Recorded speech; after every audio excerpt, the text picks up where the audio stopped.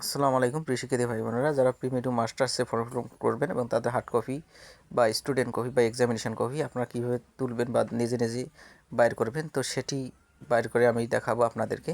যেটি করতে হবে, আপনাকে www.ems.nuac.bd স্টুডেন্ট লগইন, এখানে আপনাকে এই সার্চ বাটন ক্লিক করতে হবে। আমি একটু ক্লিক করে আপনাকে দেখাচ্ছি।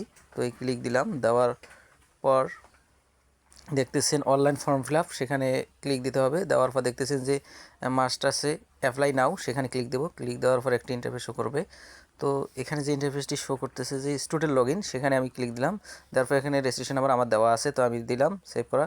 তো সাবমিট করার পর একটি অপশন আসছে, দেখুন ফর্ম ফিল আপ, সেখানে আবার ক্লিক দিতে হবে। দেওয়ার পর দেখতেছেন যে জাহাঙ্গীর আসছে, তো অ্যাপ্লিকেশন ফর্মে আবার ক্লিক দিতে হবে এবং অ্যাপ্লিকেশনটি ডাউনলোড করতে হবে। তো আমার ডাউনলোড করা আগেই আছে, তো আমি দেখাচ্ছি অ্যাপ্লিকেশন ডাউনলোড দেওয়ার পর কীরকম আছে।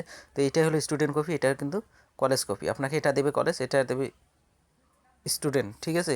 তো আপনি এটা সংরক্ষণ দ্রুত, এই আবেদন কপি ব্যতীত কিন্তু ফর্ম পূরণ করতে পারবেন না, তাই দ্রুত সংরক্ষণ।